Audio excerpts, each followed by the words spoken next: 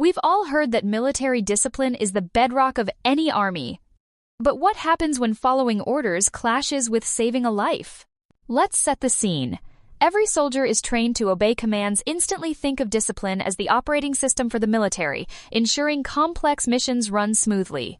But here's the conflict. On the battlefield, things get messy. Sometimes a rule that's meant to protect everyone can actually endanger someone right in front of you. Imagine being told, "Don't touch that wounded comrade. He's carrying unexploded ordnance," while you watch his life slip away. Now you might be thinking, isn't it reckless to break the rules? That's a fair point. But let me tell you a story where a team decided that compassion had to override regulation, risking everything to save one of their own. This tension between obedience and empathy isn't just theoretical. It's the heartbeat of military ethics, and it's tested in real time, under fire.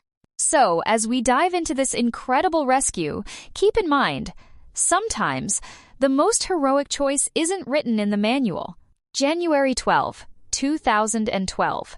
A U.S. Army medical team takes off on what's supposed to be a routine flight. Think medevac, like an airborne ambulance. Their mission? Rescue anyone in need, soldier or civilian, in Afghanistan's dangerous landscape. Suddenly, a radio call diverts them to a village miles away. The report? An Afghan girl injured by a grenade. The setup is classic triage time, sensitive, high stakes. But when the Black Hawk lands, the conflict escalates. Instead of a child, they're handed a wounded U.S. Marine with something terrifying, a live RPG, or rocket-propelled grenade, lodged in his thigh. To put this in perspective, an RPG is basically a small missile launcher. The RPG-7, specifically, can punch a hole through 750 mm of armor. Imagine strapping a loaded cannonball to your leg. That's the risk this Marine and now the entire crew faces.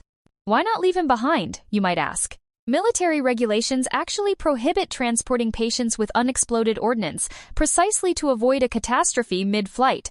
But the medical team is staring at a man bleeding out, his life ticking away with every second. This is no longer a straightforward rescue.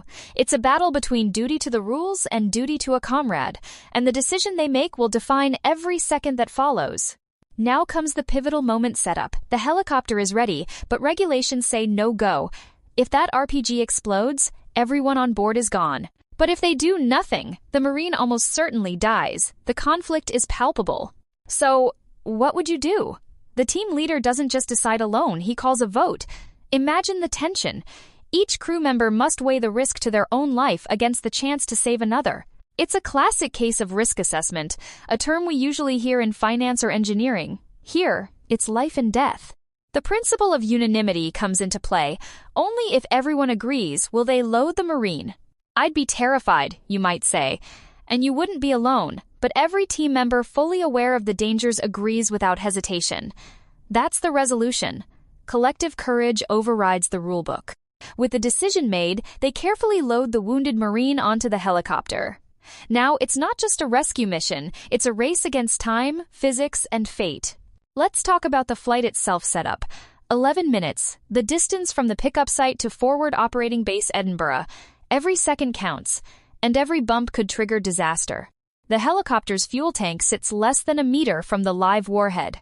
That's what we call a single point of failure, one spark, and it's all over. The medical team goes into overdrive, stabilizing the Marine while monitoring the RPG, trying not to jostle it. The leader coordinates with ground teams, including the Explosive Ordnance Disposal, or EOD unit, whose job is to defuse bombs in the field. Imagine trying to perform surgery while sitting on a powder keg.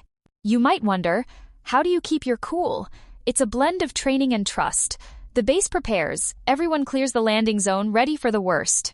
Moments like this reveal the difference between textbook procedures and real-world improvisation.